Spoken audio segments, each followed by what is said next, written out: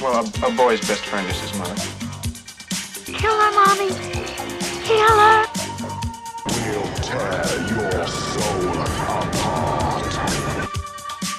Live or die. Make your choice.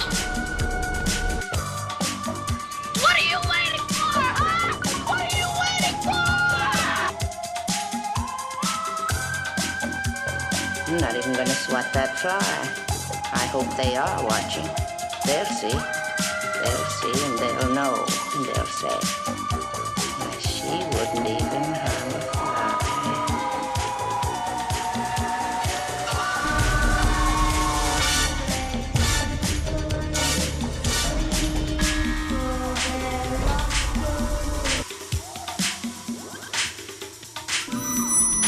They're here.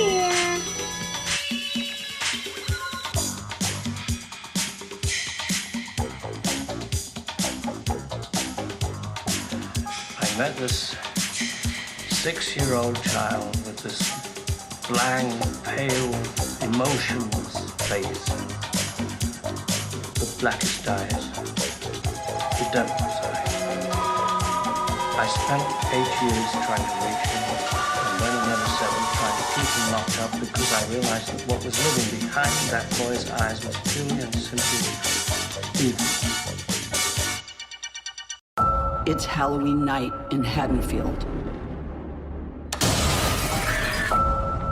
40 years ago, the boogeyman came for us. We are the survivors of Michael Myers. Lori, what do we do? We fight. After what he's done to this town and my family, we will kill him. Happy Halloween, Michael. Rated R. All right, hello everyone, and welcome to another episode of Back to the Blockbuster with your host KS and Jackson. Unfortunately, Jackson is not here; he's busy schooling, but we do have another guest on for our Tales of Horror series. We have Brendan from the Our Life in Horror podcast, helping us out with another episode of our Tales of Horror series with a horror film that they picked to discuss for today. So, without further ado, I'll introduce Brendan. How's it going? Thank you for joining me. Oh, thank you for having us on. Well, for me, I'm the lesser half of the Our Life in Horror. She is unfortunately sick. Her name is Sam. But yes, I will be filling in, going solo today. So I'm excited. Yeah. She. I did get a message. She let me know.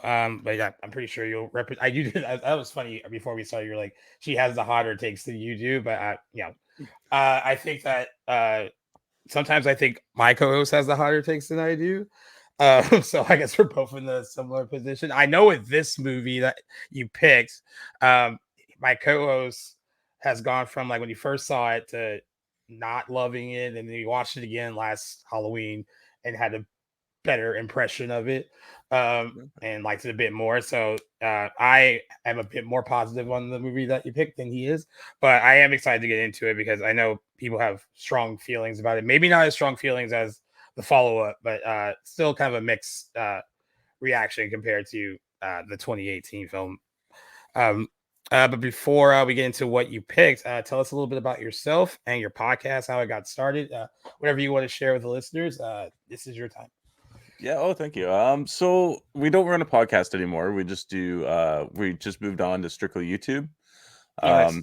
Yeah. So our channel's been sort of ever evolving since I think 2020 or 2019. Whenever the pandemic started, we started doing Instagram, just mini little reviews, and we show off some like special collector's edition physical media of horror and just things we saw and we liked. And then I wanted to do the podcasting from the get-go. Right. And see, I'm super nervous. So it took a while to get into that.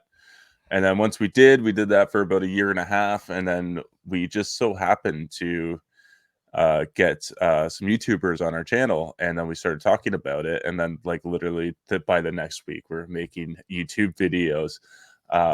It seems to be a lot less stressful on the both of us. We're just kind of, you can watch a movie, whatever movie you're feeling, and then you can instantly just do a little review on it. And it is spooky season, of course, which is our time of the year. So we are booked ourselves solid for like 2 weeks in Halloween or in October. So like we got like, I think I think we max got like three lives all in 1 week, Oh, 3 or God. 4 lives. So we're just constantly going. But we do all kinds of stuff on there. We do horror hangouts where we discuss horror news, kind of do some little trailer discussions with people from the community. And then I know Sam does her own like take it or leave it kind of things. And then we do general movie discussions. We've seen more movies in the theaters in this year alone than we have in our entire relationship, which is amazing because I love going to the theater. I love it. She hates it, but it took 5 years and we finally found a movie theater that she loves and we can go to it and she'll sit through the whole thing and absolutely love it. So we've been going to the movies a lot. We just put out a review on Substance.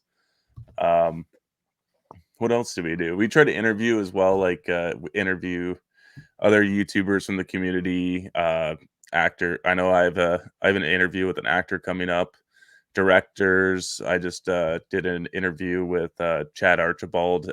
He runs a film production company, a film distribution company, and he writes, directs, and makes his own movies as well. So we're trying so hard to get our name out there. And if anybody's listening this and is like, hey, I'd like to have a conversation with those two people, like hit us up on Instagram. That's where we're most active. My wife is like when I say I'm the lesser half, I mean it. I'm just here with the personality and the knowledge, man. Yep. She is the networker. She is the editor. She is everything that keeps this thing together. Because like I didn't even know how to get to this little StreamYard thing. It took like my wife had to come down with a crayon and draw me instructions. I swear. It's like this is how you do it. Yeah. Oh man, that's funny. I mean, it's funny because like with my co-host, I do all the social media, all that stuff, and he always feels bad because he's like, oh, like I feel like I should be doing more of that, but like I think with any partnership, however it is, like you each play to your strengths, and like I'm like, dude, like if you want to just focus on watching the movies, doing the research, and just being the personality, that is half the show too. So that matters as well.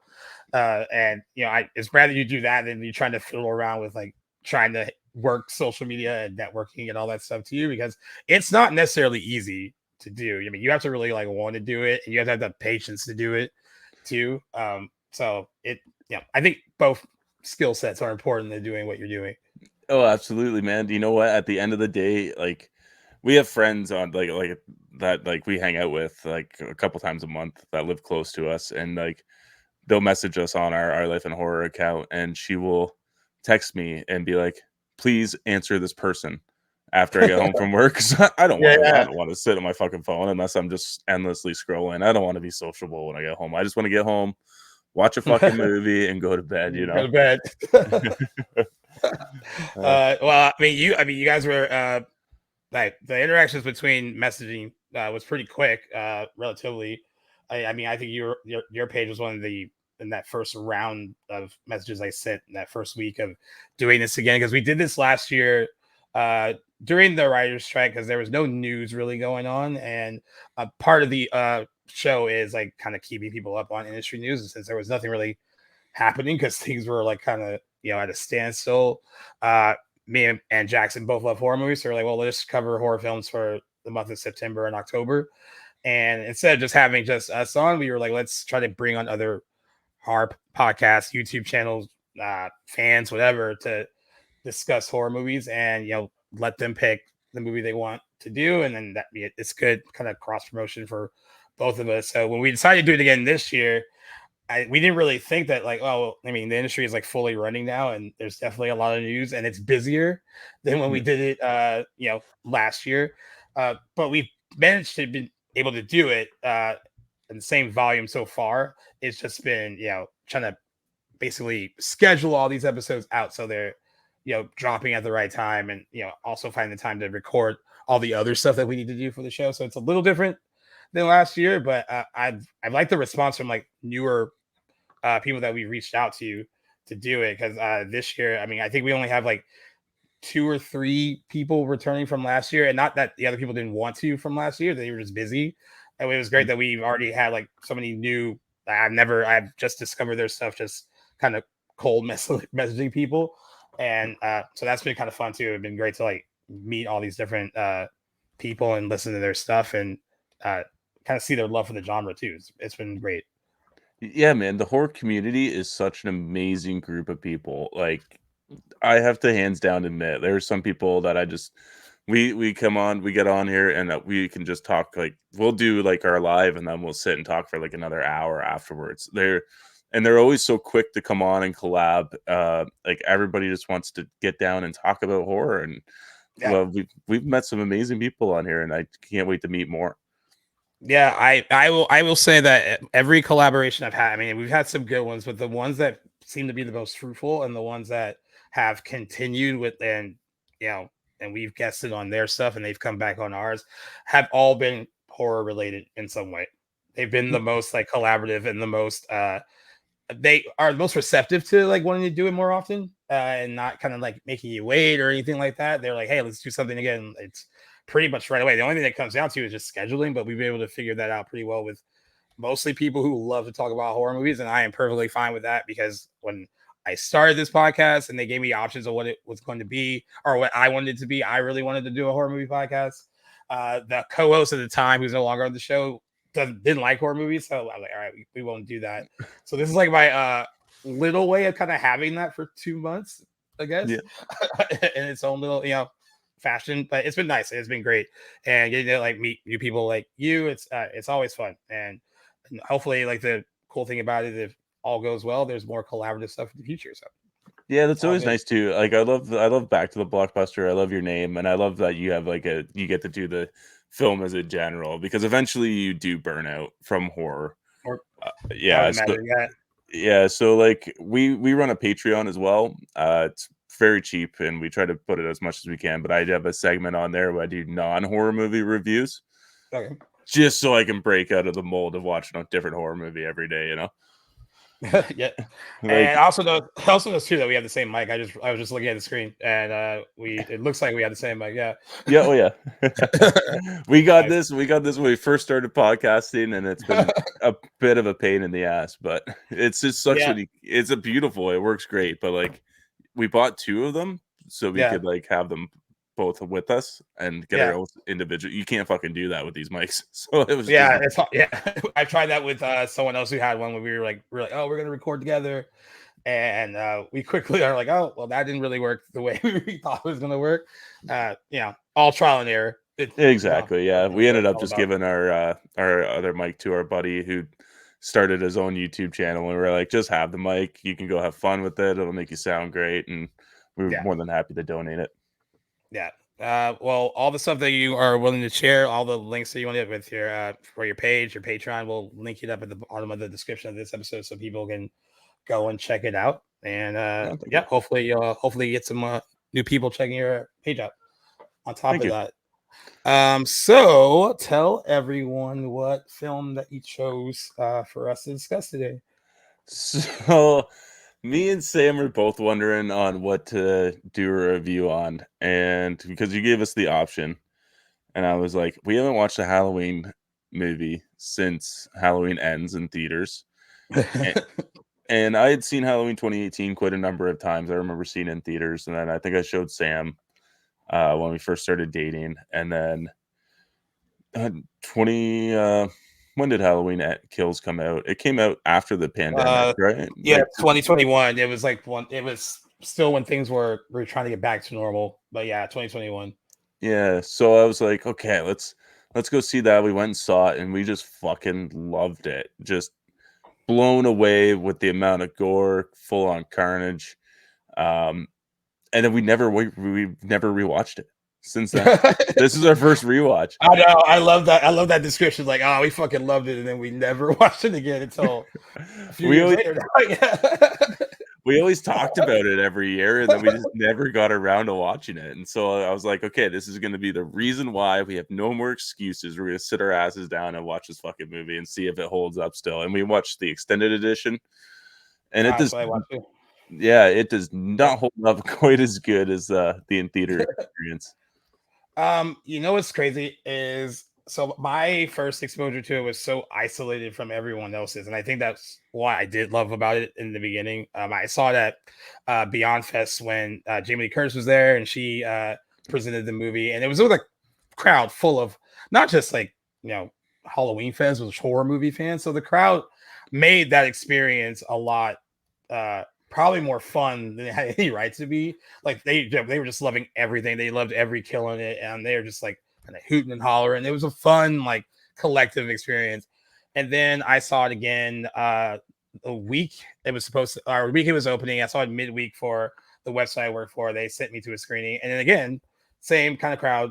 They all seemed to love it, and that was my last kind of experience, like, theatrically. And I was kind of like, after that opening weekend, I was like, I think everyone's gonna love this movie. And then after the opening weekend, it made a lot of money opening weekend. It wasn't like a bomb by any means. It did well, but I thought everyone was gonna have that same collective, like, oh fuck yeah, reaction I had to it, and it was like kind of down the middle, and it surprised me, I guess, that some people were disappointed with it, and I didn't quite get that at all.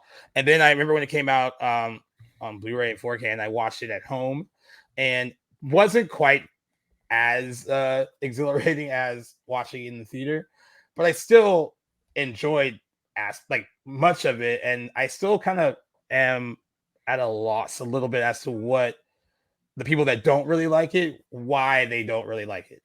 And I still try to figure that out a bit. Maybe if you're kind of like, if it, as I said, you said it didn't hold up as well that from your first experience with it, maybe you have some insight as to what doesn't really hold up upon like rewatching it.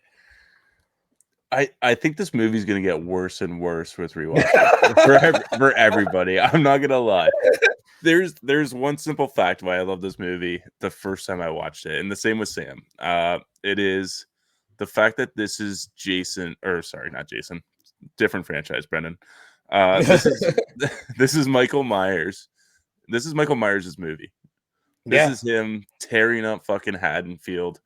They're essentially the most entertaining parts of this movie to watch, other than you get some fun characters in there, like you get Big John and Little John, who I personally like. I know a lot of people, other people don't, but and then you get the whole Laurie Strode, and the whole Laurie family is kind of kicked to the sidelines for most of the movie. My other opinion too is a lot of this dialogue is just very poorly written and clunky. Very clunky. I don't know if I have a specific line written down, but I do somewhere. Oh yeah, I have one, and it's a line from a legacy character. It's the nurse from the first movie who survives, and she gets to come back, and she says, "Hey Michael, this is for Dr. Loomis," and then she tries to fire the gun, and it doesn't work. It is just such a bad line. Yeah, I don't know. It is. You're not wrong. David Gordon Green, right? Is the director. I don't. What happened from 2018 to Halloween Kills is just beyond me, and why they thought that this was okay. I can see Danny McBride's writing in this with a lot of the side characters, like Little John and Big John. That feels very much him. Yeah, for sure. And then you get Vanessa and the other doctor, who are just two random characters thrown in there as well. There's the couple at the beginning as well, that live beside Laurie's house, and I thought their characters were also very Danny McBride written. Oh yeah. We're talking about Black Lady and that the first couple that gets killed after the firefight opening, firefighting. Yeah. They do feel like those two very much feel like Danny McBride editions. Almost like it's weird because they almost feel like they're in their own little short films. Some of them, they feel a little detached from the main plot. I do. What I did notice watching it for this, and I agree with you, is the screenplay, at least dialogue wise, is very lacking. There'll be moments where I was like, okay, I'm having fun with this, whatever, and then someone would say something and I couldn't tell, because some of it was line deliveries from like pretty good actors. So I don't know if I don't think it was them. I just think that the dialogue is just not good, and some of it very heavy handed a bit. Yeah. In the points they were trying to make. And that was my problem with it. I guess what I enjoyed theatrically and what I still enjoyed was I had to just kind of dissociate myself. I was like, all right, this is not going to be as flow as well as 2018 did. It's not going to be as good of a film as 2018 was. But for a movie called Halloween Kills, I guess that is what's going on. And if I have to just like, this is just like Michael Myers in full like beast mode, and that is, I guess that's what I am supposed to enjoy. And I did enjoy that part of it. I mean, that part was pretty fun, but it's not the whole thing, right? So there's a lot of stuff in between all that doesn't necessarily work, and I think that is probably the issue that people have with it. But at the end of the day, I was like, it's still fun, and I have a friend that like likes ends more than this. No, okay. I don't, but I mean, everyone's entirely their own opinion. I was like, well, dude, like at least Kills is like entertaining. Like it's still a fun movie. But he made a point to me. He was like, he thinks his issue with Kills is that there was so much goodwill that was built with 2018 that it was easier to be disappointed with how Kills turned out overall. And instead of going from Kills to Ends, where it was like, okay, that was already a step down from what the 2018 film was. So that's why he felt that way. So I kind of understood that.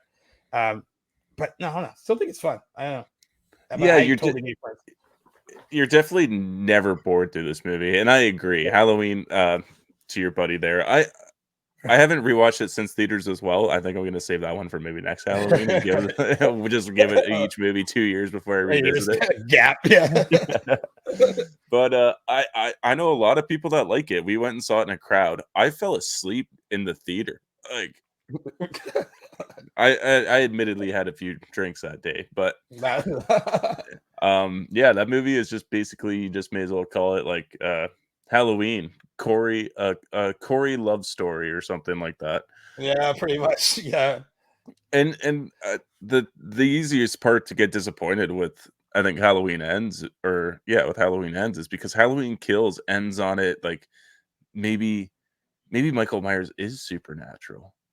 Maybe they're leaning in that kind of realm with the mob beating, and then Laurie is talking about how he can't be a man made of flesh because of all the brutality he's taken over the years, and then he gets up and just fucking slaughters them all. And I rewatched this scene 3 times. I watched it 3 times because I remember seeing it the first time, and I was like, okay, he gets like a little jolt after that or something like that. It looks like he just like, he does like a quick upgrade, like, almost like it revs up.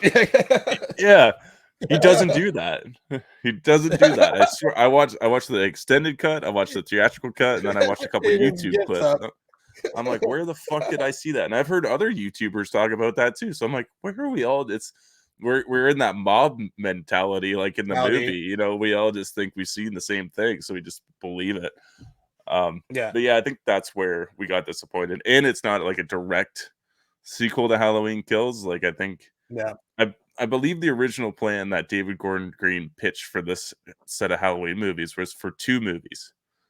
And they shot the first one. They were like, we're not going to give you 2 movies, but if the first one does well, we'll give you a second one. And it did so well that they were like, we're going to give you 2 movies. Yeah. I think to shoot back to back, right? That was the original plan for that. And then COVID, and then life happened. Yeah, basically. And then they had to go through and rewrite Halloween Ends. Like, I think there's 5 writers on Halloween Ends, where I think it was just Danny McBride and David Gordon Green for the first 2, essentially. I think there might have been a couple touch-up writers, but what a disappointment. Yeah. Going back to 2018 a little bit, like, what were your thoughts on that, and what were you kind of hoping for with Halloween Kills, like, coming out of that movie? I guess because Halloween 2018, I think, is great story-wise. I think I love the callback shots as well. The reversals that you have with like Laurie on the ground instead of Michael, and then Laurie disappears, I think is great. You also have that amazing one-shot sequence of Michael stalking around the house and killing a couple people as he's going in and out of houses. Yeah. Whoa, chef's kiss. Like, good job. Like, Cool. David Tracking Gordon, shot is awesome. Yeah. yeah, like he can So shoot cool. a movie. It looks great. Yeah. Like every movie he shoots, it looks great. But Agreed. I wasn't sure what to expect with Halloween Kills. I try not to seek out any information anymore as much as possible. So I didn't know other than it was going to be a trilogy. So I was like, okay. After I was done the movie, I was like, okay, this feels like a very middle piece. And Yeah. we learned that maybe we're gonna head into this kind of supernatural way, and maybe Laurie is the only person that can actually kill him. We don't know why yet. Maybe that'll be revealed in the third movie. But I was never disappointed when I initially watched Halloween Kills. Yeah. Yeah, I think that was kind of my thought too. I mean, I enjoyed Halloween 2018 as well. Like I said, it's well, like you said, it's well shot, it's well done as a film. It's probably technically better than most Halloween sequels, even though other people they have their personal favorites and definitely are like, no, it's not as good as like whatever entry in the franchise, because everyone has their own that they love the most. But from a film standpoint, I think it's hard to argue that like since 1978, it's probably one of the better ones film wise. I did like the idea that Halloween Kills was taking place on the same night, because that reminded me of Halloween 2, which I thought was cool. But I think what ended up being kind of like a little bit of a disappointment is that it seemed like it was setting up in 18 this whole like generational thing with like Lori, her daughter, and then her granddaughter, which I really liked. And it seemed like with Allison that she was there. It seemed like they were positioning her a bit to be kind of like the new Laurie Strode. That seemed like that what the like how she seemed built, character wise. And I don't think they really realized that. I think the issue with having it take place on the same night is it's hard to develop characters with it being on just one big night in the movie, because there can't be that much room for character development. And of course, by the time we get to ends, like Allison is very much not what I thought she was going to be by the time you get to that movie. So I think there was a double-edged sword in like doing the whole let's have it take place on the same night instead of like maybe jumping ahead a little bit. But I don't know if you feel that way or not, like if it worked for you having it take place on the same night, or if you thought there were issues like I guess character development wise with it doing that. Yeah, I guess I can understand where you're coming from, but I feel like she was always kind of like I'm gonna say like a hard-headed character, kind of like how Laurie became later on. Yeah. I love the idea of like making it all in one night, and I love the idea for this like other plot we have with the whole mob mentality and stuff. Yeah.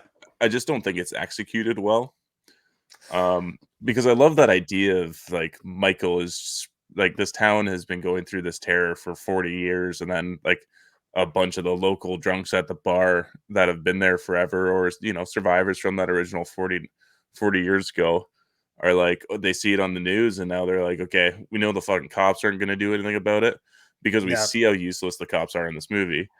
And they're like, we're gonna fucking do about anything about it. You see them go to the gas stations, they go to like wherever they can find people, and they're like, we're getting together, we're gonna go chase this fucker down, but let's not stay in one mob, let's everybody split up so we can find him.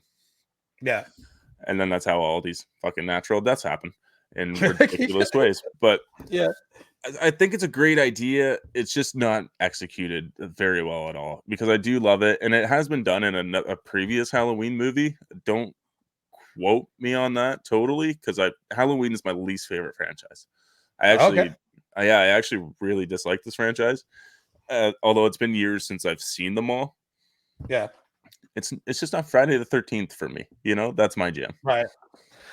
They're fun. Like Friday the 13th movies are fun, and they know what they are like off the bat, and I don't think they try to be anything more than what they are.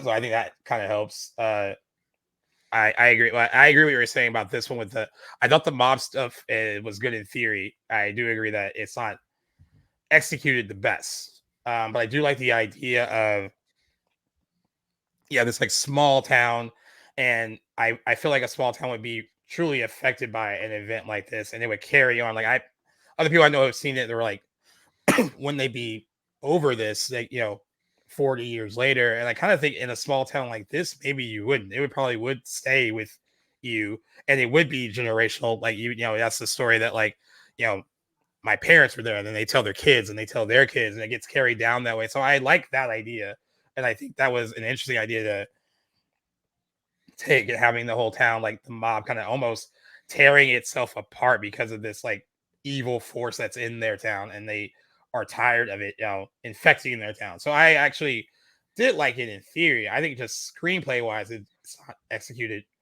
well. No, That's the big problem. yeah, it's awful, man. Like the worst display of this is like when they go.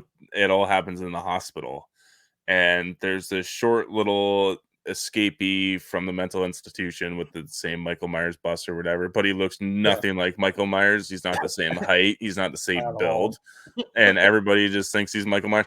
There's like at the bar at the beginning, there's a news clip, and it shows there are 2 people still unaccounted for. It's that guy, and there's a picture of Michael Myers afterwards. He's blurred out, you can't see him obviously. Yeah, but like they don't say which one is which, but like if you could take us, like you could just look and be like, okay, that one's clearly fucking Michael Myers. Like, yeah, body types are completely different.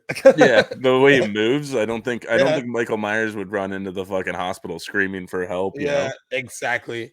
Yeah, I tried to make when I watch certain movies, I'm like, all right, I'm trying to make sense of why this is happening, and I think even I was just maybe fooling myself. I was like, hey, are they just all blind with like rage and like whatever it is? Like they have lost their minds too. It's driven them crazy that they clearly aren't even seeing this thing clearly, and that's why they are you know, going after this person that clearly isn't him, right? And you know, they you know, Karen says it, Lori eventually says it.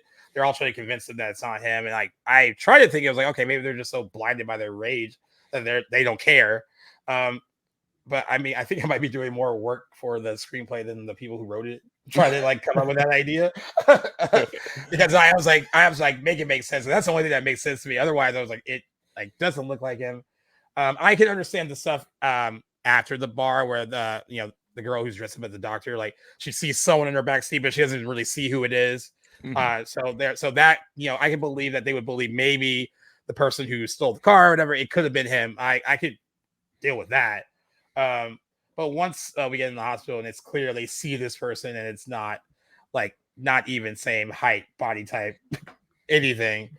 Yeah, there was a part of me that was like, yeah, make it make sense. And I was like trying to make sense of it in my head. But yeah, I was doing more work maybe than I should to make it work.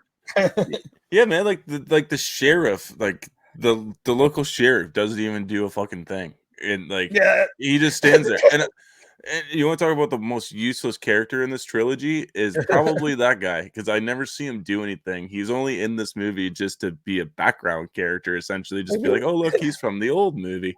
And it's like, I had to actually look it up because I'm like, was that guy in the other movies? I'm like, who the fuck is this guy, and why is he like all like U.S. Marshal standing around and shit? Like, is he gonna pop his gun off or something to calm this crowd down, or nope, just lets everything happens, and then you get to see a shot of him later on, like heads in his hands, and he's like thinking about his life choices. And it's like there's a lot of shots of him doing that. There's a lot of shots of him like looking relatively concerned with his hat. And that's about it. Yeah, his hat's trampled all over it. He's sitting there shedding a tear about it. It's like you didn't even do anything, man. Like, shoot a gun, do something. Like, get a hold of some people here. Like, you got doctors that are like essentially assaulting Lori to get. They're going crazy. Yeah. Like fucking re-ripped her like fucking staples in her stomach. Like, yeah. She puts more effort into stopping this crowd than that cop ever did. Yeah. I fully agree with you. Zero importance, and for some reason he's got probably about 4 minutes worth of screen time. Yeah, more totally could have been cut out. Yeah.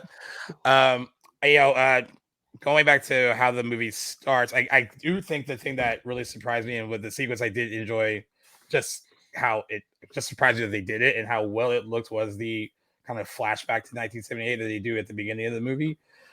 Thought that was pretty well done. There is some clunky dialogue in there in that sequence too, but I do love like the look of it and how they, you know, can we almost successfully recreated what that 78 movie looks like and felt like, right down to you know, a Dr. Loomis lookalike, which, you know, didn't really bother me either because it was pretty well done and not used too much, so that was good.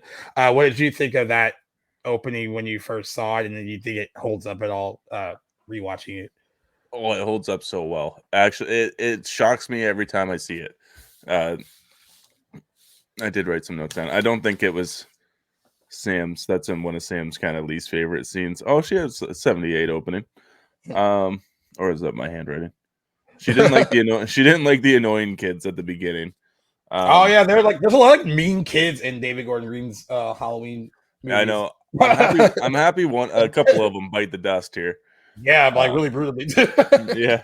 Yeah. I think the 78 like flashback scene is like the closest thing you'll ever get, and you could tell a lot. Like I watched all the special features after I watched the movie today. Yeah. And then I went and watched some YouTube videos on it, and then the whole cast and crew just had so much passion and bringing that sequence to life. Like it's all shot on a sound stage. They built the whole thing. Yeah. They were even saying that they moved in like real grass, and they put some real trees in there to like try to make it so, like super authentic. Like all the costumes are like to a T what they were wearing. The effects artist said that he spent like times like he looked at that original mask like from every angle, little small detail, and I agree it's like the closest thing you'll ever get because they never had the original mold saved from that first movie because they didn't think it was going to go anywhere. And like the cinematographer called out the original cinematographer and is like, hey, how can I like make this look as legit as possible? And you could tell there's just a lot of passion going on in there. I love Michael in the original, and I think Dr. Loomis looks great too. I like the little story behind it. Like, did you listen to how they found that guy? No. How did they find the guy? The guy was just building the set, and they were like, "Oh, he looks like." Yeah, they were like, "Oh, he looks like Sam Loomis." So they were like talking about doing all like the de-aging or the, CGI over the face to put Loomis's face on there, and they were like, "Let's just get this guy in a little bit of makeup, and it'll look great." Sure enough, it looked great. I remember the first time I saw it, I was like, I thought they did like digitally did it, and then it turned out that it was just all prosthetics and looks great. I think a lot of the the cheese is in that little sequence though with Dr. Loomis. Yeah, and I don't remember him being that cheesy until like the later sequels of Halloween. Right. Like just in the first movie. I just picked up the first movie on 4K this year, so I'm gonna check it out again and see if I can find maybe some like rekindled love for this franchise. But well, yeah, is it the franchise as a whole, or like, I mean, do you think do you separate the first movie from the franchise as a whole, or is it just do you think that first movie is overrated, or how do you feel about it? I think it's a slightly overrated, but I think it's because I didn't exactly grow up watching it. I don't think I watched it until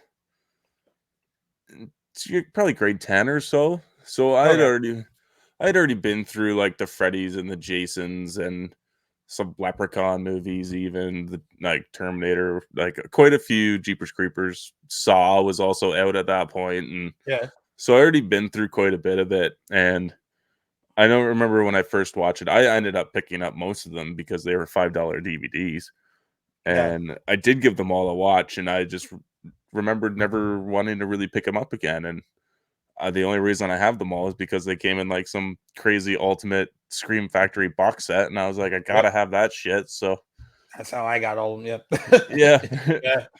Yeah. So, and I haven't watched one of them. So, other than I think Rob Zombie ones, me and Sam did a Rob Zombie ranking a little while ago, so we watched those two.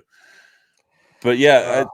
And you know what? I actually like the Rob Zombie ones, other than the second one. I like the first one. The second one, so last year when we were like, when me and my co-host were talking, because he hadn't seen Ends, and he was like, "All right, I'll watch Ends if you rewatch Halloween 2." And I was like, I knew what he was saying, but I was trying to be funny. I was like the original Halloween 2? He's like, no, like like Rob Zombie's Halloween 2. I was like, oh, I hated that as soon as I saw it opening weekend. I never watched it again. So I watched it for this, and it's hard to get through.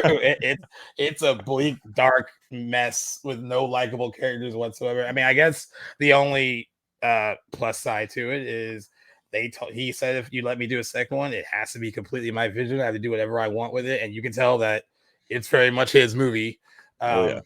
but it is a dark hot mess. And like his remake, the initial one, I didn't like it at first. I don't love it now either, but I can actually watch it. I can. There's stuff in it I can like enjoy, especially once that first hour is over. Because I still don't really like the first hour where it's him as a kid and we're going through all that. But once it becomes like a sped up, accelerated remake of the first movie, I can dig some of that stuff. But oh man, that second movie was a chore. See, this would be one of Sam's hot takes. She actually loves Rob Zombie's Halloween 2 over the first one. Like, yeah, Man. it's one of her jams. I actually like the first hour of Rob Zombie's Halloween, although I haven't wanted to rewatch it in a while, but I actually liked it.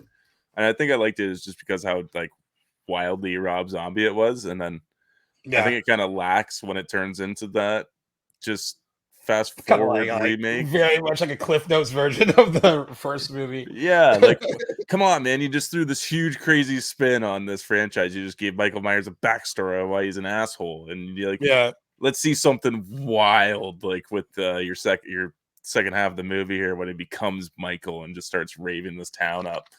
Like, let's go, and then we just kind of get like this laid back version of the original, where it's like, I think he's like, I think Tyler Mane played him, right? Yeah, he did, and super nice guy too.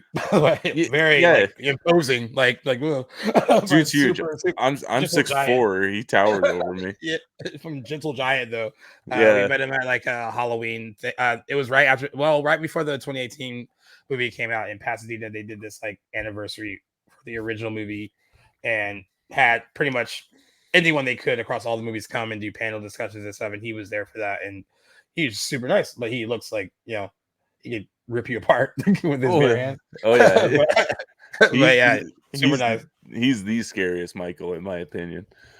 Yeah, I mean, what impressed me with the opening, because like a lot of those locations from like the Myers house and everything are in Pasadena, California, which are like 45 minutes away from where I'm at, and you can go to like a lot of those locations where they shot.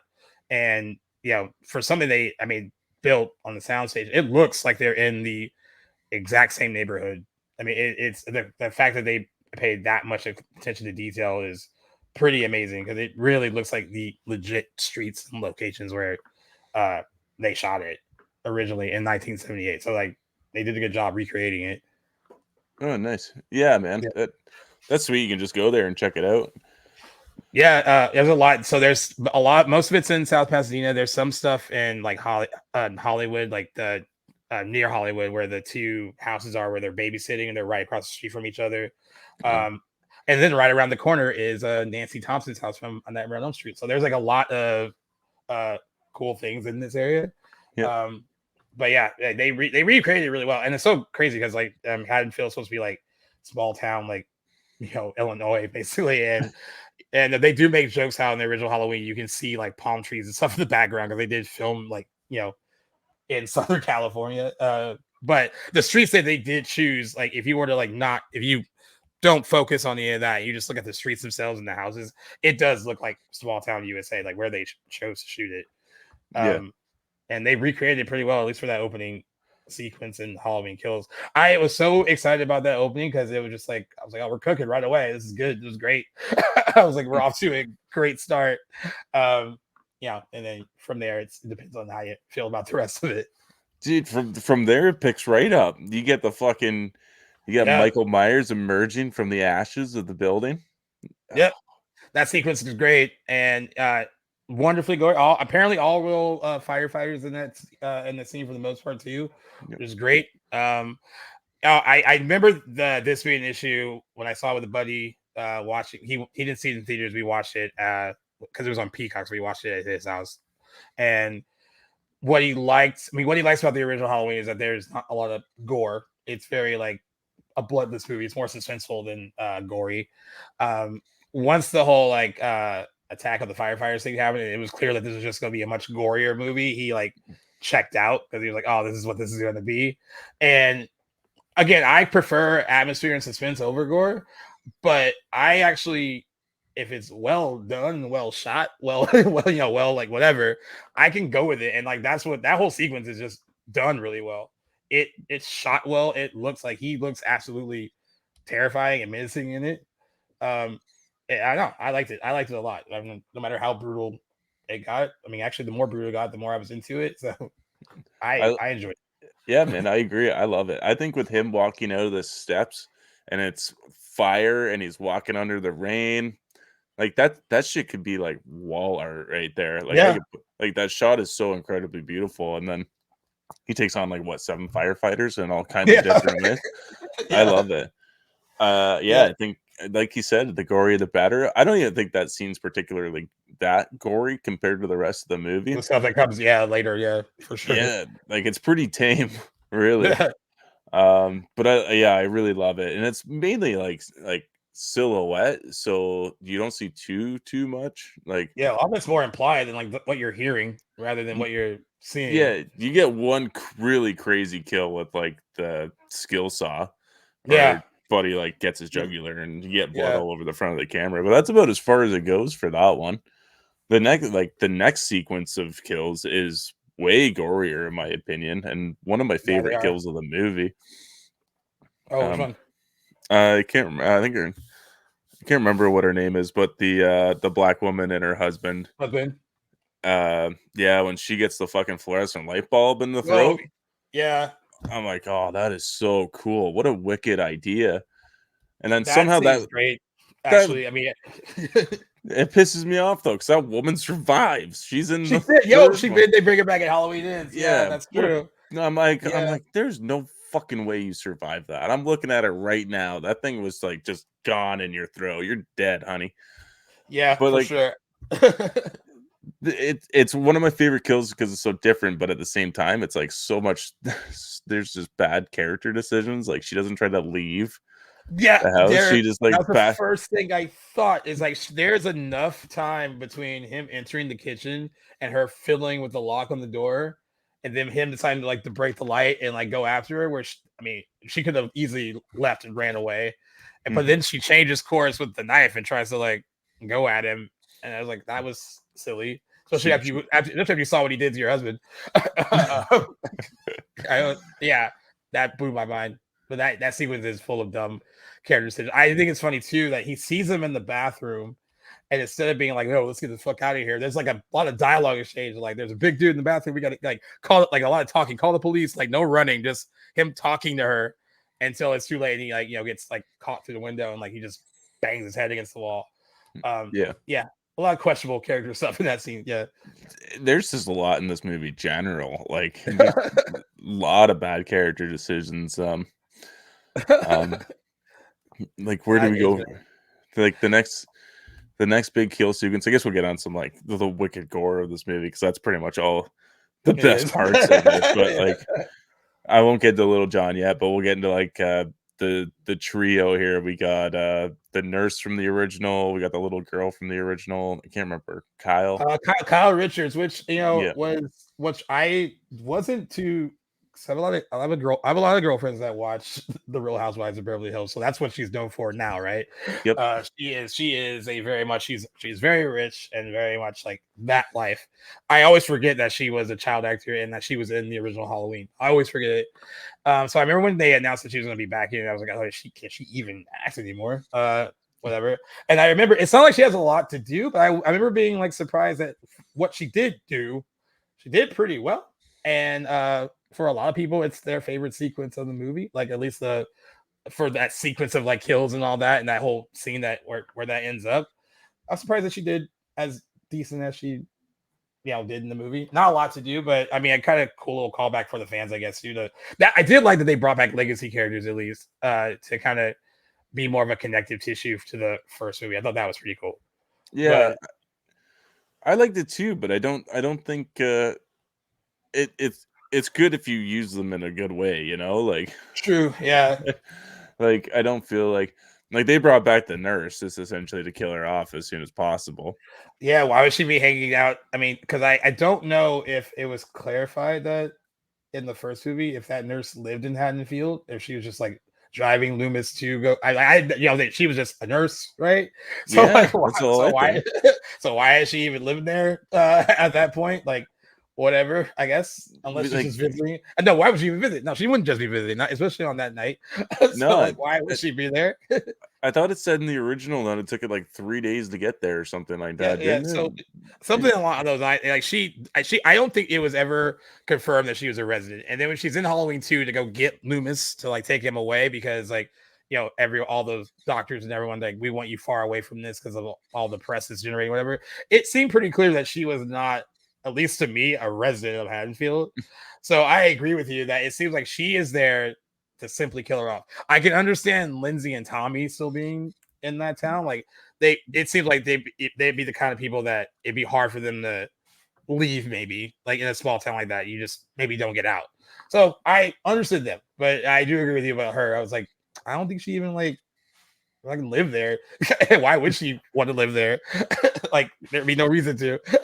Yeah, no, exactly. Like other than to feel this kind of connection, I guess, to the rest of the survivors, but like, Yeah. like really, they aren't able to leave the small town because they feel like they're unable to. Like, I understand living in a small town, you don't want to.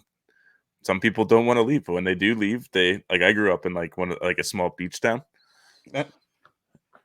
Everybody I went to high school, I think, still lives there. They just don't leave, and I'm like, I mean, I live in Redondo Beach, California, which is like pretty much like we are surrounded by two other small beach towns, which is this one, Manhattan and Hermosa, and a lot of people that grew up here have not left. I mean, it might be a little different. It's a nice little beach community, but it's the same idea. Like when you meet certain people, they're like, "Well, why would I want to leave?" yeah, It's that mentality. So I get that a little bit. But I mean, my town doesn't have that kind of history no, attached to exactly. it. Attached to it, that would make me want to leave for sure. Yeah, I'd But, want to get out there. but yeah, you're talking about those series of kills in that scene. What I mean, some of them are so like I remember when I first saw the movie because they happened so quick almost. Mhm. I think I was so like caught up. Like I mean, they're funny. Some of them are very funny. Like off the wall, like bonkers, like how they all transpire. Yeah, But also being like, but also seeing him just kind of just wreck like that was pretty cool too. Like that sequence is fun just for that. yeah. Um, You get a but sweet like implied kill, like the child kill with the yeah, skeleton pretty mask from. disturbing. When that little kid says, "I think he's holding his stupid mask," and you're just like, "No, that's his head." Yeah. Like that's not just the mask. Yeah, that's crazy. Yeah, that's pretty dark. Yeah, you get But yeah, the. like Sorry, go for it. oh yeah, you got no. You said you had you already mentioned the Marion. She gets to. I guess we're supposed to. I hate the line is bad. Like to have her say it and then have the gun not go off and like and then she dies, and then the doctor husband tries to choke him out with like the stethoscope, I guess, in the back Yeah. seat, which doesn't make any sense. If you're watching what this dude is doing, I was like, I would not try to like wrap my I'd be, stethoscope around his I'd, neck. yeah, man, I'd be trying to fucking sneak through that Get window. out of the I do love how like what I think the movie does pretty well is they don't make him sort of like a mindless killer. Like it seems like he is toying with them a lot because like in that scene where he's going back and forth around the car, like knowing that they're trying to get out from one way and the other and not letting them out, like he essentially just has them trapped in there. I thought that was cool that they imply that like he's not dumb. He seems like he's smart and meticulous in how he's doing all that. There was just little moments like that that made that seem to work, but there were also a couple of moments where the doctor guy, while he was handling Marion, because they got out of the car and ran off. Him and his wife had ran off, and unfortunately left poor Lindsay to her own devices. And they didn't know her; they met her that night. Yep. So there would be no reason for us to stick around and hang out. But he does. You do get that cool like knife in the eye thing with him, which is pretty Yeah, brutal and pretty cool. I love that one. And, Well, it's so weird that these doctor people are even in it because they just met at the bar too, literally 15 minutes ago. And it's like and don't they start off with like being annoyed that they're like kind of hooting and hollering in the back, like behind them, like, "Oh, can you be quiet? We're trying to watch the talent show." Yeah. And then they hear this story from Tommy, and then they're all like, I guess moved by it, and they all like want to talk. I don't know. Still wouldn't want to. But I don't know. It's a small town. Maybe that's what you do. Small town bar on Halloween night. I have no idea. Yeah, those old school like barflies, they'll get you, and then they won't let you leave, man. But I will. The girl does get the really funny kill where he kicks the door and she gets shot, or she shoots herself in the face, I guess. That got a big reaction in the theater. I remember that when we saw it. A lot of cheers for that one. A lot of oohs and a lot of cheers. we had the same reaction too. I still had it actually the other day when I watched this. I was like, yeah, fuck yeah, let's go. Because I mean, I guess what you get, like he's pissed off. That's what it seems like. Like he got like wrecked by the end of that first movie, and he is mad because he got handled and wrecked by these 3 women in the previous one, and now he's just like on a mission to just wreck everything in his path. And that's what it seems like. That's what the Modi is in throughout the whole movie. It's just kind of relentless, like not backing down at all.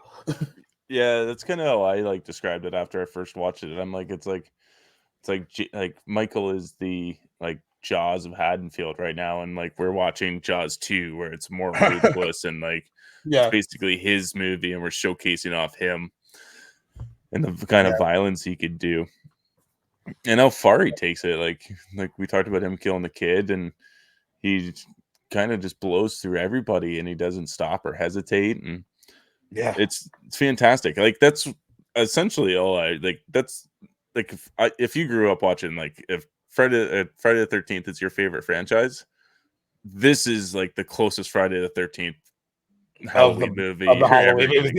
Yeah. Where it's just senseless violence and dumb characters making dumb decisions. Yep. I was trying to figure out if there is some weird character security blankets with him, or because like when Lindsay comes with the pillowcase of bricks, which I guess she gets a cool moment to like knock him around a little bit. And then he has her up against the car, and she tries to take his mask off and gets it almost halfway off, and he like drops her, and then she gets to run away, and like that's what stops him from like choking her out. And then I don't mean to skip ahead, but there's like another moment when Karen takes it off towards the end of the movie.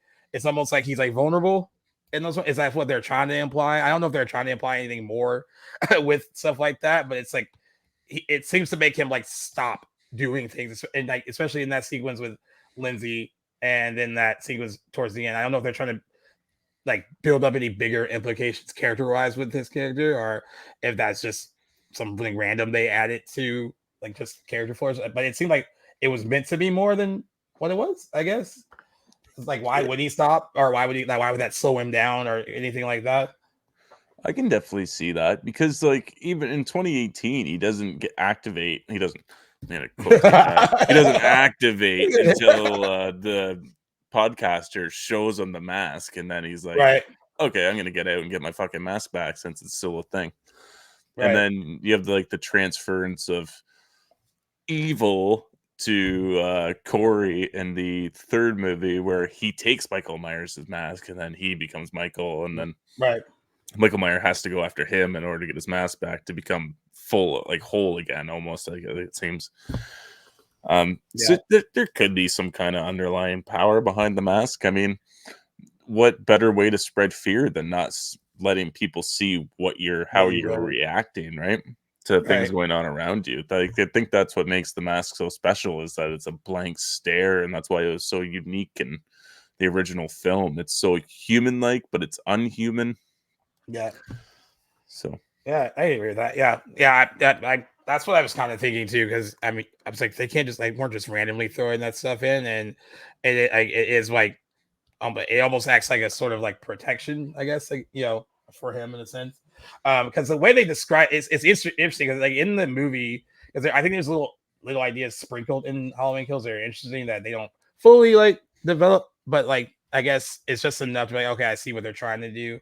Is like his whole like describing his whole kill pattern in this one. They're essentially saying that he's trying to get back home, like to his house.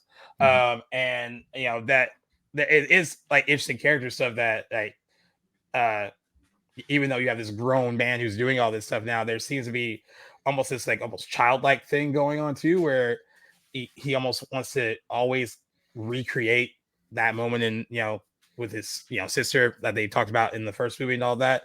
So like it's always like I think it's interesting that they sprinkle those little ideas in there that is essentially he is just trying to get back to where he belongs basically, and and all these kind of people along the way are getting in the way. And I do like that it also indicate in this one that this isn't really about Lori either. Like I think that one of the guys Will Penn's character tells her that she keeps saying like he's coming back for me, he's coming back for me, and like uh I don't really think that was a cool thing to realize that I don't even think it's fully about her at all.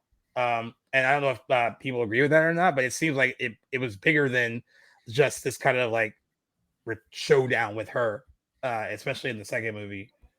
Because he's not really going back. He's not seeking her out of the hospital. He's not, trying to find her or anything like that. He actually isn't going after her at all, really, in the second one. He's just on his own little mission to get back to his house. That's essentially what it is. Yeah, well, he wasn't even looking to get after her in the first one either. It was Yeah. it was the doctor that took him to her. Like, Yeah. it was basically just a random coincidence that they hooked up at the beginning. Like, they hooked up at the beginning. That they ended up in their final battle there at the beginning, like in '78. Yeah. And then I can't remember what the doctor's name was, but the doctor from 2018 just wants to see what'll happen if he takes him to her again, just because he wants to see a reaction from Michael of any kind. And then, Michael doesn't give a fuck about her. He just wants to go home, and he's willing to kill anybody in his way to get there. Yeah. Yeah, I agree with that. I think there's like a lot of like, yo, I remember you and I'll handle it, but like I'm not really looking for you. And that's kind of like I really don't think he and I think that's like when you take away the whole brother sister element that is connected through like Halloween 2 and H2O, that there's a reason for him to always be seeking her out. I know for some people with 2018 disregarding all the sequels, including like Halloween 2, so it just goes from 78 to 2018, that there's not a bigger reason for kind of a show off between those two. I kind of agree with that a bit. I do like her representation of what she's gone through since then in 2018 compared to what they tried to do in H2O, which is kind of a similar thing where she's in H2O, she's like an alcoholic and she went into hiding, and it was an event that really scarred her, but also on top of that, this guy was also her brother too. So there was like that connection. And I know some people either like that connection or they don't.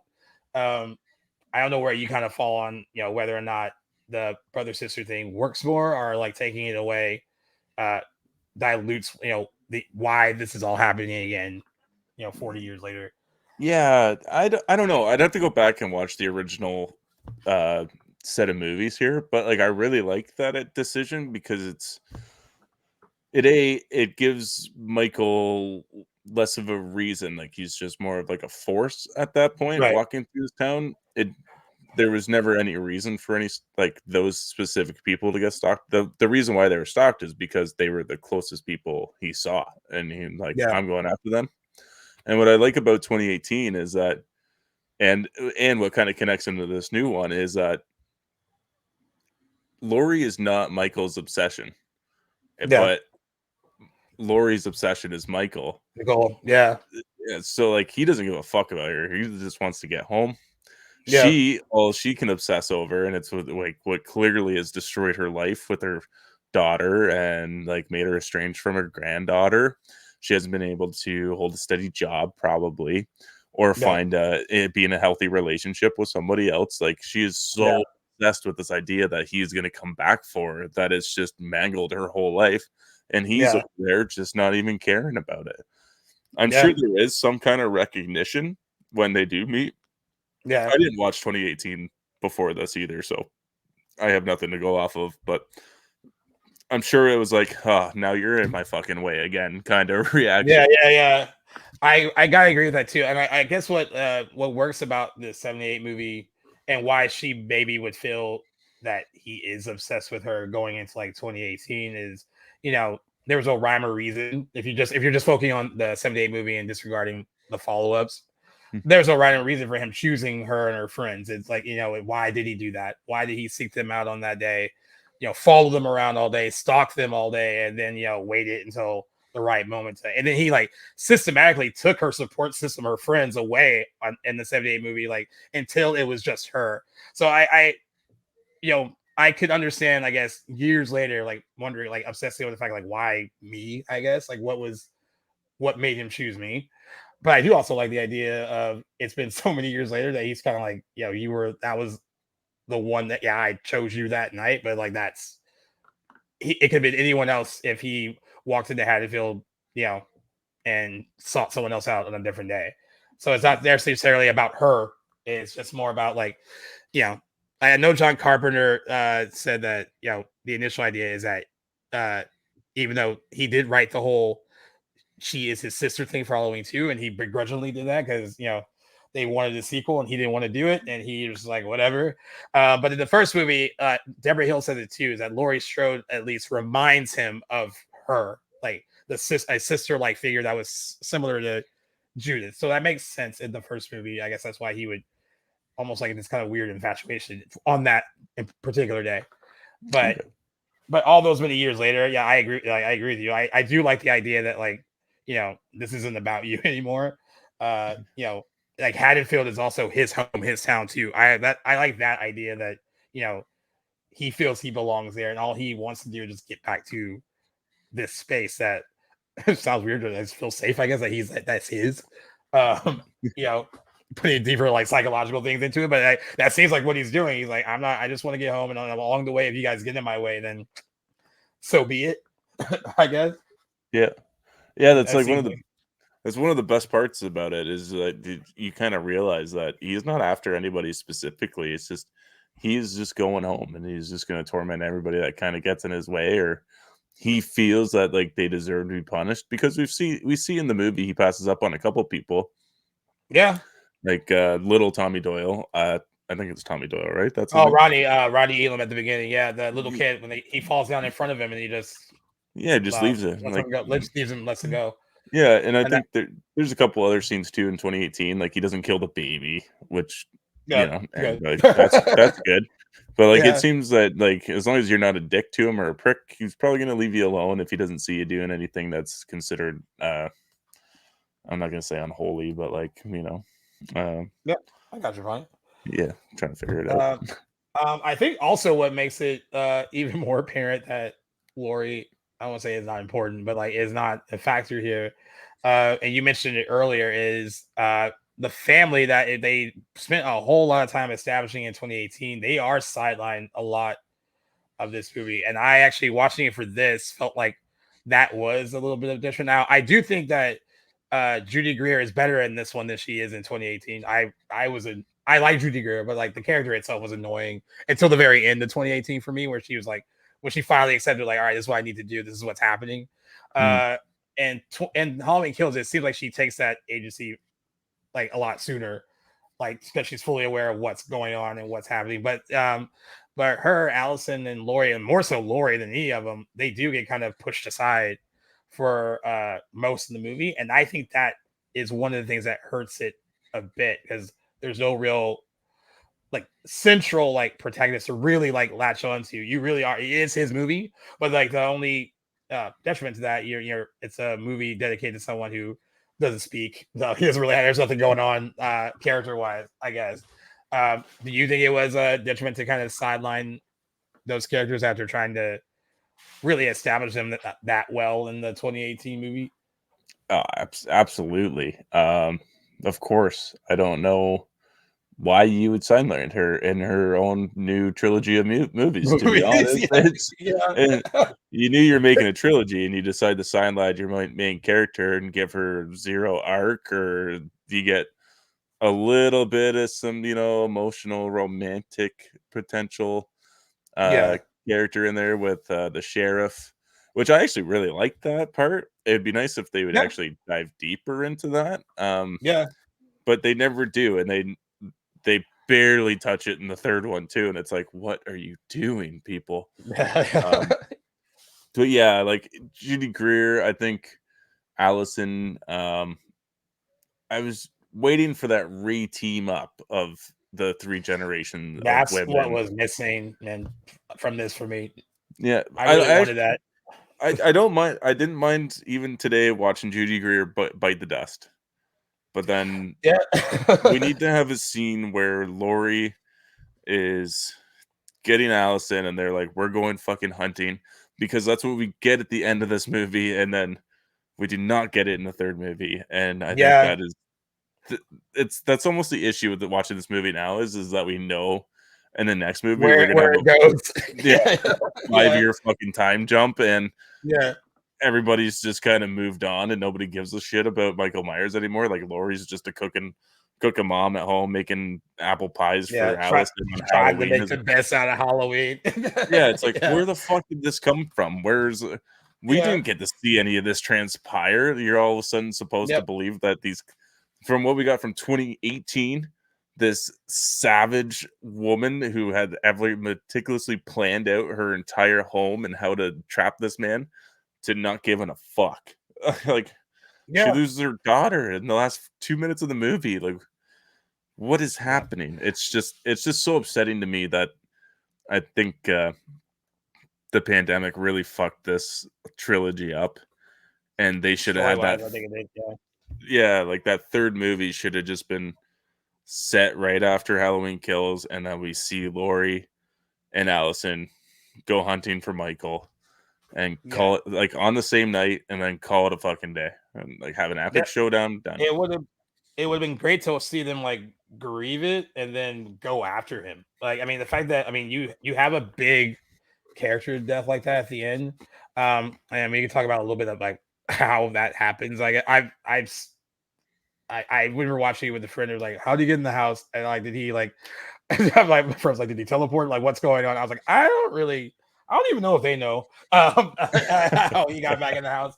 But I would love to see like the reaction to that, because that that's her daughter, and you built up these characters. At least in 2018, you built up this kind of fractured relationship that's repaired by the end of 2018, where Karen realizes like all these things that my mom said, all these things she taught me, like this is why she did it, and like now I'm gonna utilize these things that she taught me, and then also be like, Allison, you also need to utilize some of these things that she taught me. Like that was the one of the best things about 2018 was watching these three generations of women come together at the end and to defeat him on their own. And you lack that in this one. And I thought they would learn from Halloween 2, when they also sidelined Glory in the hospital for most of the movie. And like that's another reason why Halloween 2 isn't great. It's fun. But Laurie is, at least she talks in this one, because Laurie, for the most part, is mute in Halloween 2. She doesn't really do a lot of talking. And she is in a hospital bed for most of the movie. And it's the same thing for this. And then you just separate them all pretty much for most of this movie. And I think that was probably like the biggest mistake, I guess, to really, put her in a position where Laurie can't really function. She can't really fight because she is severely injured. And I get it. But like, I feel like there could have been something else that I think they wrote themselves into a corner, putting her in there and then also separating them like they did. Yeah, mortally wounding her, I think, was the biggest deficit both to Halloween Kills. Like I said, I didn't watch 2018 before this. All I can go by is what I remember, but I don't remember how viciously she was stabbed in the stomach. I'm assuming being stabbed in the stomach would hurt no matter fucking what. Like, I'm gonna be real, but this is the world of movie magic, guys. Like, are you telling me that if she's stabbed here in the side that you got to cut her whole fucking chest open? Like, don't think so, but I guess crazier things have happened. It's definitely the biggest detriment to this movie is having the three main characters that we're supposed to be following get sidelined so drastically, and especially Karen, Laurie's daughter, and Allison lose their dad in the last movie, and we get a quick glimpse of that, and then we sort of get to see Allison's character grieve and then go through this revenge kind of stage throughout this whole movie. You never get to see that really from Karen's character, who you think would have kind of the same passion that Laurie did, but she never maybe it skips a generation, we'll say. I think that's always a problem when a character like the husband dies in the first like in a previous installment because I vaguely remember him in 2018. I know he had some funny dialogue. He was kind of goofy, Yeah, I got but peanut butter on my oh penis. my That's all I penis, yeah, remember. that's what I remember, yeah, yeah. So like, but so the way that they're reacting to him being like, they mention it, they're like, that he's dead. They keep mentioning it, but they mention it in a flippant way as if us watching the movie, kind of like, oh yeah, he died in that last movie. That's how they kind of like mention it, and it doesn't really seem to stick. At least, especially with Karen. I mean, like it seems like it sticks more with Allison because she is more proactive and like, she doesn't want to stay in the hospital. She wants to go, with the rest of them and go kind of hunt him down and uh, get shit done. Which I do actually like that arc for her, but I don't think they even fully realize that with her either. Hmm. Again, I think that, and I think the issue that with that is that there's so much other stuff going on that there's not enough time to give her to really realize that revenge plot. But at least at least she's more proactive than Karen in terms of like, hey, this bad thing happened, and I kind of want to do something about it. But I guess Karen's personality, and we learned that in the last one, is that she is more of the like, let's stay calm, let's let the cops handle it, that kind of you know, even though her mom is like, that's not how this works. I've gone through this before. That's not how this works. Um, but yeah, I agree. Like separating them and highlighting them was because they don't have like any main characters like you can latch onto for a long period of time because like their scenes are so scattered. Like they're not. I mean, yeah, it's not. And you have all these other side characters that fun legacy characters that kind of get back in touch with. But again, you say you have a lot of like side characters who are clearly just there to die. They're not there for anything else other than that. There's Yeah, no other character development for them. and you get side characters that are more entertaining than like I think in this movie you got Tommy, who's your main character, Yeah. and you got the other dad. I can't remember what his name. Ronnie is the one that Ronnie. he's the dad of I always keep calling him Bonnie and Clyde because that's what they were dressed as in 2018, but like reverse Cameron. Cameron, yeah, reverse Yeah. Dylan Arnold. There you go. That's his name. The actor's Yeah, name. like those turn out to be the lead characters of this movie. Really, it's sort of like an ensemble cast, but like Yeah. really, those are the like Tommy is the one you kind of follow through the most. But like then, like I was just kind of thinking like how overstuffed this movie is with characters and how you're supposed to like follow them and like them and then keep track of the older characters and like it's almost it I was thinking about it, it kind of has that Beetlejuice kind of thing, Beetlejuice thing kind of going on. Yeah. Where it's just a little too much and they kind of if they're just going to die anyways, did we really need to learn that much about them Yeah. or have them in the movie at all? Yeah, I agree with you. Yeah, yeah. they don't really add much to it in the long run, I guess. Anthony Michael Hall does a good job for the most part. He, I thought he was pretty good. There's, I know the big dialogue utterance that people hate is the whole "evil dies tonight" over and over again. It didn't annoy me in the theater like when I first saw it. I think the more people drew attention to it, the more I realized how much it was being done, and then that's when I realized how cheesy it was. Definitely felt it watching it for this. I was like, oh yeah, I forgot. This is why they don't like this a lot. This is like one of the main things they pointed to, like, oh, that's so dumb. I can't believe they kept doing that. And the characters end up saying it a lot in the movie. Yeah, it's quite a lot. You wouldn't want to make a drinking game out of this. You'd be drunk pretty fast. Yeah. Yeah, it's just sometimes it's it's like right out of place. Like some girl at the bar says it before they go out to the car, which is the first time it's uttered, and I'm like, oh, that girl just came up with the slogan for the rest of the whole fucking movie. Yeah. And then you get this weird one at Tommy, and like it's just such a bad delivery. I don't know why, but it just drives me nuts. It's when they find the fake Michael Myers in the hospital, and then they go to chase him up the stairs, and he's yelling, "Evil dies tonight!" as he's like turning around to run or something like that. I'm like, yeah, why are you doing that? Like, what? I don't get it. I don't know why it bothers me either. It just like every time I see it, I just roll my eyes. But then you got like the cop from the original 2 is back in this movie as like the hospital security guard head. Yeah. And he's also joining in on it too. And he I feel like we spend I get it, he's in there. I get it. The like clap, you fan serviced us. Yeah. Gets to But mention like, Annie and all like another reference to the first movie and all that. Yeah. and they give him a significant amount of time too. Yeah. And like just simple fanboy service. You don't need All of 10 it. minutes for like each character here. Like just show them in the background. Just even a picture would more than suffice for an Easter egg, Yeah. Um I agree with you, man. yeah. I did find it comical that I love when like Karen finds out that he's not dead. Like she's like, oh, we took care of him, and like the useless like sheriff guy that you're talking about with the hat lets her know like, oh yeah, he escaped and like killed all the firefighters. But then Karen's intention is to hide it from her mother, like not let her know that this is like happening at all.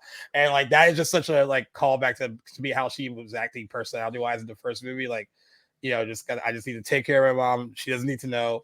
And I love that like she's not planning on telling her until they all come to the hospital. And I think it was like Tommy when he rushes in, like lets them know like that he's back and he's killing people. And then like Karen looks just so dejected, like like I didn't want her to know.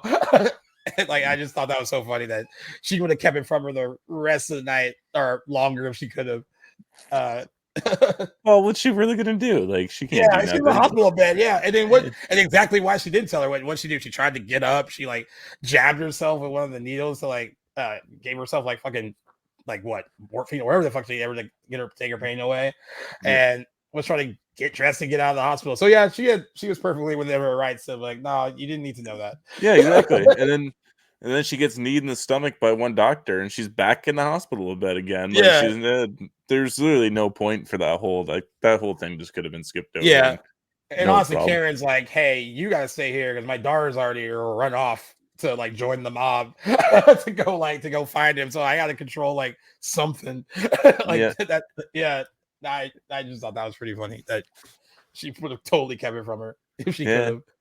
I think we're missing out on the big my favorite two characters. I know a lot of people's favorites are Big I was John gonna and ask Little you. John. I was going to ask you, why do you think people don't like them? Because I actually thought, again, I agree with you. I'm glad you brought up that they seem like complete Danny McBride creations.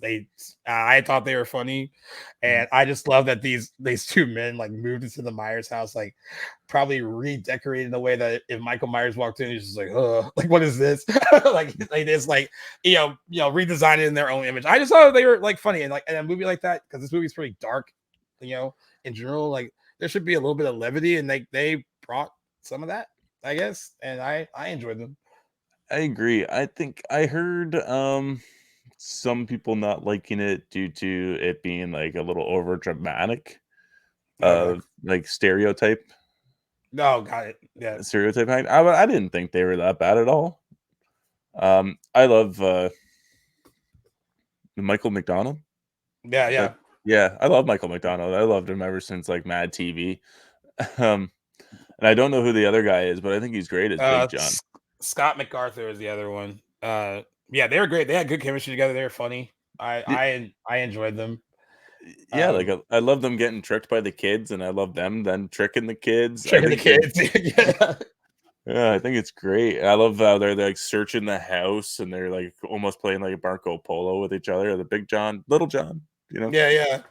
I just love that they probably bought this house with all this history, not really caring, like, whatever. Like, we'll remake it our own image. We'll just like, like kind of get rid of all this like bad juju in the house. Like it'll just be our little like sanctuary now. I thought like for some those characters aren't like totally fleshed out either, but like I think there were so many layers. So like when I was in my head, I was like, I just imagine that they just were so happy getting that house, and like they know that someone was murdered there. There's all this history, and they're just like, no, we're just gonna like wash that away. Like I put my own like things into like what their characters were doing. Probably gave them more character development in my head than the screenplay did, and I think that's why I enjoyed them so much, because I think there was more there than like what was probably on the page for those two. Yeah, I definitely agree. You got Big John at the beginning, like singing his like Monster Mash kind of mashup song, and Yeah. dancing and all the fun little angles that they'd like shoot it from, and You Yeah. got Little John making a cheese board. I think it's really funny that Little John is Little John because I think he's probably about 4 inches or 5 inches Yeah. taller than Big John. Yeah. Uh, and then they also have like the whole knife reversal thing too. Big John takes the little knife and Little Yeah. John takes like the big knife. And they're like, I got Yeah. this knife and I got this knife. This knife. That's so great. And that I mean, that sequence is pretty brutal too. Which one gets the eyes gouged out? Big John. Yeah, that even watching it today, because I kind of forgot that's what happens. I was like, oh, it's like it's pretty jarring. If you kind of forget about it. I totally forgot. I was like, oh yeah, that's how that guy goes. Like it's pretty brutal, and that's probably the most brutal because he's like, "You're my fucking house." I loved like it. Idea. He gets like stabbed under the armpit too, and I'm like, oh, that'd be brutal. No, that yeah. And then like that, you don't really see the other one get killed. You just hear him scream, and like that was a cool, like, but he just like I kind of like it with like Michael, you've come home, and then he just like stands there, and it's like oh, okay, well, we're not going to see what happens, but I'm assuming he hasn't moved because he screams pretty quick when we jump off there. And then another, I mean, Michael Myers, like he lays them out in a way that's he knows like he knows they're like a couple or something because he like sets one up and then lays the other one like in his lap, and like that's how like Allison finds him. I was like laughing at that too. I was like, how did he? I mean, that's just so funny. He's like, yeah, I got the vibe that they were a thing, and that's how I'm gonna like set them up to be discovered a bit. I thought that was funny. Yeah, Michael displays in this movie. Yeah, he really does. And that's how Allison finds them. And I was like, oh shit. Yeah. Like the first set of kills, he drives knives into the guy's stomach on the table in front of the other lady. Over and over again, almost like he's creating like some kind of like art piece. Yeah, like he's like looking at it and then like goes at it again. I think he takes every single knife out of the knife block. That's what like he just jams it into that guy. Yeah, except for one, and then he takes the last one. He's like, it takes the last one. He's like, this is the one. Yeah. You got the two people or three people. Yeah, the three people at the playground. They're on the spinning wheel, and then there's one hanging from the swing set. I'm like, Michael's showboating. Like it's him showing off almost. I mean, for real, showboating. You know what? I will say, the last 10 minutes of the movie, everything that leads from like Allison and Cameron and Ronnie like going to the house. I actually like that sequence a lot. I always feel bad for, even though Cameron was a dick in the first movie, I feel so bad for him, how he goes, and it actually shows how mean Michael Myers is, because like he's dying. I mean, he's already dying. He stabs him in the gut, and I do love that you have Allison come out with a shotgun and she misses, but she immediately like takes the knife out of her pocket and just like starts jabbing him in the stomach. And you're like, all right, you're proactive, and then he just throws her down the stairs.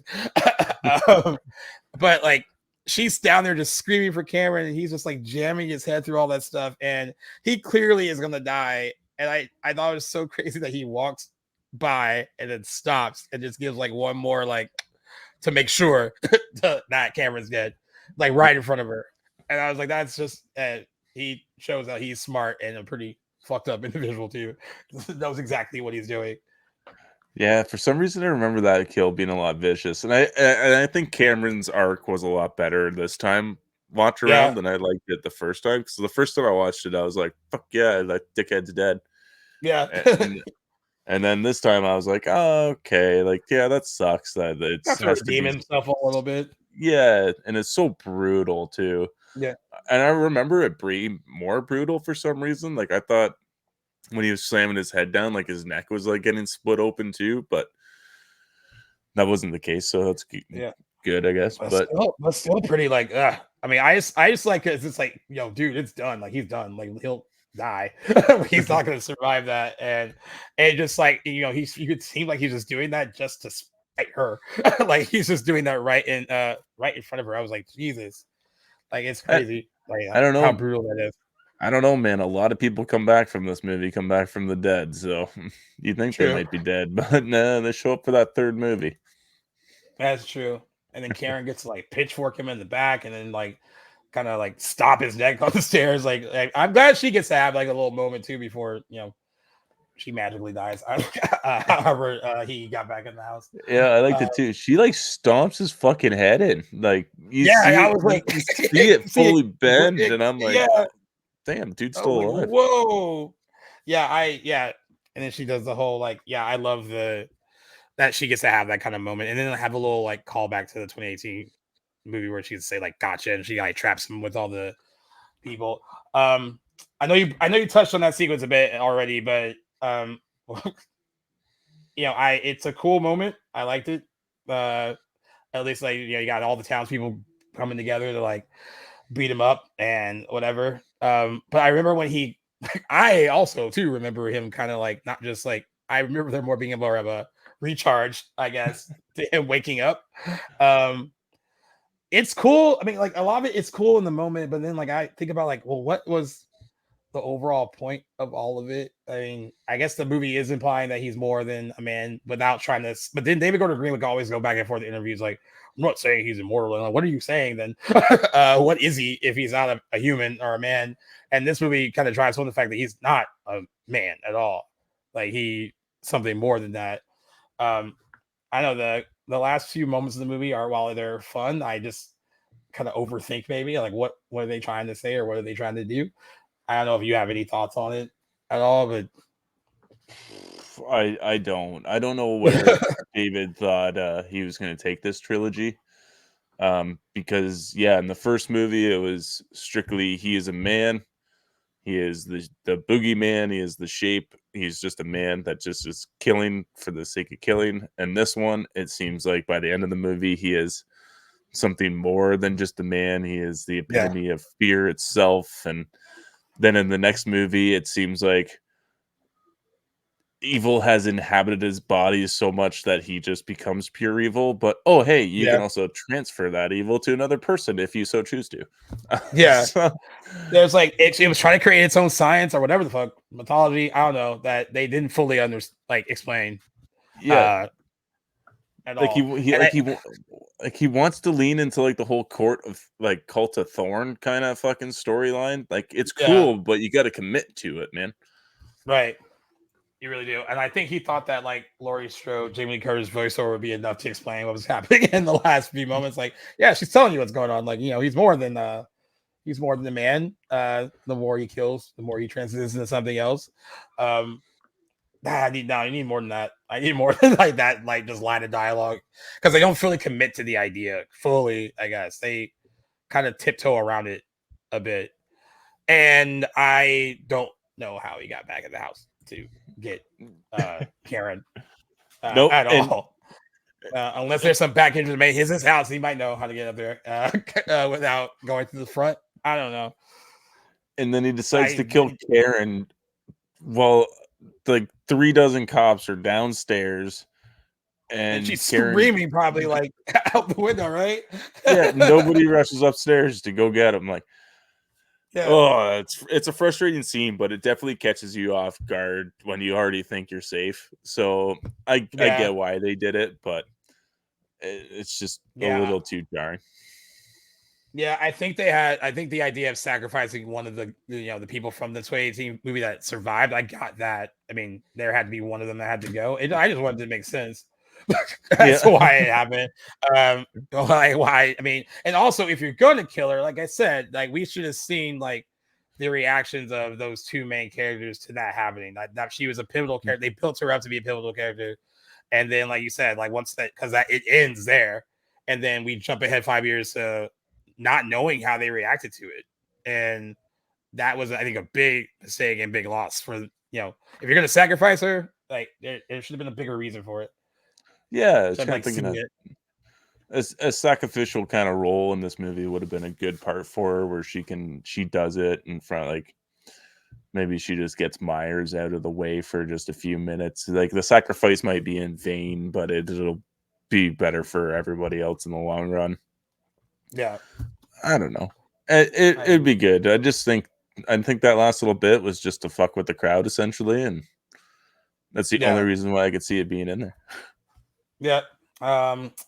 So it's interesting because at the beginning I was like, I don't understand why people don't like enjoy this movie. It's entertaining, and then like it's sometimes when I do these and I like talk out the movie like piece by piece like this with someone else, I think I start to realize like, oh, maybe it's not. That's what I mean. I still have fun with it, but I can also see why maybe it is viewed lesser by a lot of other people, and maybe why you on this watch was like, this is not as fun as I remember it, and you probably won't. I probably won't remember it fondly if I watch it again either. Hey, But it is entertaining though, like for the most part. Like there's stuff to like enjoy, but it definitely has some story issues for sure. yeah, I think this is definitely just going to be like it's going to be a fun one just to kind of watch and have in the background type of movie, you know, Yeah, and be one you kind of make fun of too as you go along with the bad line deliveries, and you're going to cheer on the kills, and that's probably all about you're going to get from this movie. yeah. So I know I'm putting you in a spot, but like sometimes at the end of this, we score it. You can score it however you want. If you want to do 1 out of 5 stars, you want to do a letter grade out of 10, however you want to score it. It's your gut. Just after just watching it for this, what would you score Halloween Kills? Oh, okay. The last time I scored this, I didn't go back and read my review, but I do remember what I did score because I gave it a 4 out of 5 for my first watch. Yep. My second watch, I'm gonna go with a 2.5 star. Okay, Out of 5. that's fair. I'm a little better. I'm a little higher. I give it a 3. I'm not so entertained about it enough to like give it like a little bit more of a passing grade, but I definitely identify with all this, issues with it for sure. I agree with you though. I think the pandemic was its biggest enemy. I think those last kills and ends was that was their biggest enemy because I don't know if I feel like whatever original ideas were discussed initially may have changed drastically after all that. And Yeah, that's why they don't feel as cohesive as they should be. yeah, and I did hear like a lot of the novelizations help explain like a lot of stuff. But like Okay. I don't got time to sit there and read the Well, fucking I, book. I That's shouldn't why have there's to do movies. that. Yeah, Yeah. I shouldn't have to do that. Yeah. But Not like, only that, I'd like to read, but I shouldn't have to go pick up a book to like, oh, that's where I want to fill in the blanks. Like, cool. yeah. It shouldn't have to be that way. Yeah, exactly. Uh, Like I know in Halloween ends, like the book starts where Halloween Kills ends, and then it kind of yeah, fills in a little bit of that gap. So it's like, if you read the book, then you would know why Laurie doesn't have this problem anymore. And it's like, no, we need to be explain that on film. yeah, Um, yeah. I agree. but yeah, So and for Halloween Kill ends, man, I say I hated it, but like I could see myself going back and rewatching it and really liking it because I'm a huge Halloween 3 fan. But and that's what they compare it to a lot. It's yeah, I mean, I think he knew what he was doing too because he even used the whole like Halloween 3 font and colors for the opening credits. So I think he knew exactly what he was doing. That it was going to be very divisive.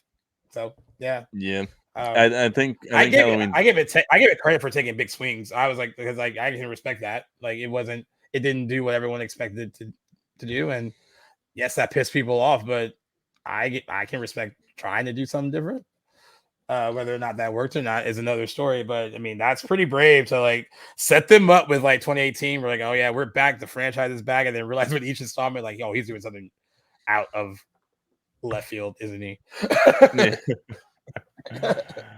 Yeah, thank God he So, got yeah. taken off the fucking Exorcist trilogy here. Oh, Yeah, I am pretty happy with that. It's so crazy because he had so much goodwill with Halloween 2018. I was like, oh, this guy really enjoys the franchise. He loves the genre. Even though I was reluctant at first, I was like, this guy has mostly done comedy. So like, how's that gonna work? And then he lost a lot of that goodwill by the time Halloween Ends came out, and then definitely lost it with The Exorcist Believer came out. It was just, I am very happy that we got Mike Flanagan on that, and he's decided to. And they're just dumping whatever he was going to do initially. yeah, me too. But you know what? I can still watch Exorcist Believer and still not be bored. Yeah, Don't I know why. wasn't bored. I wasn't bored. It's just not well written or it's No. not particularly good. Kudos to the 2 girls though; they were great. I thought they were pretty good in it, and I was trying to struggle to, and it's so funny because when I went to my screening, they gave like us a bunch of posters and shirts, and they're just like tucked away. I was like, I'm not gonna hang those up or wear those. I'm not gonna huge supporter of the Exorcist believer. But yeah, I'm glad he's kind of. I'm sure he was kind of hurt by the critical reception to it because they really tore it apart. I mean, and especially after they tore apart Halloween Inn, so probably wasn't the best 2 movie experience for him back to back. Yeah, and I'm sure the studios weren't too big of a fan of him either. Like the company that bought the rights to The Exorcist, like they paid a stupid A amount of lot money of just money. for the rights, yeah, to release them, and they didn't even make like a quarter of it back with the first film alone. So Yeah, they're lucky they got Flanagan coming on because I guarantee you they'll yeah, I make back agree. half of the rights money like back in the first Yeah, weekend. for sure, man. Um, well, I want to thank you for joining me on this one. I'm glad you picked it because like it was a good discussion, and I haven't really got to talk about Halloween Kills a lot on the show, so uh, I'm glad you picked it. You know what? I'm glad knowing you picked it, knowing it later that you weren't a huge fan of the franchise as a whole in general. Like learning that while we were talking, I was like, oh, like that was cool to like kind of just learn that like I'm more of a Friday the 13th guy, but I wanted to try this one out again to see if it was good after seeing the theater. So that was cool that you went with it. I thought it was awesome. Yeah, thanks. Yeah, it's like it's a franchise I got to try to revisit. I'm gonna try to get some more in this year and try to find some newfound love for it. But Yeah. it's just has never been my franchise, unfortunately, and I don't know why. But and I get a lot of get quite a bit of hate for it. But hey, man, it's just what I like and what I don't Yep. like, I guess. True. We talked about how horror fans are very collaborative, but when you don't like something that they love, they're also very, I'll say, opinionated about what Yes, they really like, about what they really enjoy, and will don't question you as to why you don't like it. yeah, don't fuck with those Scream people, man. Those No, fanboys are unreal, man. So unreal community. yeah, writing for like every outlet I've written for it, like it's not even my opinion. I'll just be covering a story about it, and the comment section is ruthless. They are a ruthless bunch. Yeah, you can be passionate, but mean. I don't get it. Like I just don't understand it. But yeah, out of all the horror franchises, I think the Scream franchise fans are the most ruthless, probably, that I've seen amongst all of them. Like Yeah, it's crazy. It's crazy. But yeah, thank you again for joining me. I hope to have you again on. Hopefully next time with Sam as well. of You course. actually did hold your own despite you saying that she has bigger or better hot takes, whatever they were. You were the conversation was great, and whenever you want to be back on again, I know you have a busy October stuff coming up, but yeah, if you ever, we're always posting stuff on our stories and everything, and if you've ever seen anything that catches your eye, you want to jump on. Feel free to let us know. And we love doing stuff like this. So you're more than Awesome. welcome to come back. Thank you so much. Yeah, and of course, if you guys want to hop on ours too, you can do some live together, a horror hangout, and just shoot the shit. It'd be Yeah. fantastic.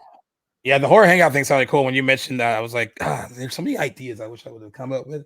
And I No, was like, don't do. whatever. We didn't come up with those. We Oh, kind I of, know. I got to borrow. Everything's yeah, loosely borrowed from other people, right? yeah. It's our, We like to it's our pick and spin. choose. Yeah. But yeah, guys, if you want to check out this episode or all of our stuff on Back to the Blockbuster, you can find us wherever you get your podcasts, whether it's Apple Podcasts, Spotify, Good Pods. They're all great, but our podcast network is Playlist Studios, and they have their own app that you can get from the iOS store and Google Play Store, and it has our show and a lot of other shows that you can check out. So please download that if you can. More Tales of Horror episodes are coming up. I'm recording the Prowler next week, and I think Stir of Echoes next week, and Wes Craven's New Nightmare is next week. I'm doing a lot of that. I'm recording a lot of these episodes before October wraps up. They're just stockpiling them and like being released between now and the end of October. So while it is stressful in the sense that there's a lot to do, I love talking about horror movies, and it's the one time of the year where Back to Blockbuster turns into a horror movie podcast. So I enjoy that. Yeah, until next time, thanks again, Brendan, for joining me. Like I said, come back whenever you want to, and we'll talk to you again soon. Awesome. Thank you. Peace out.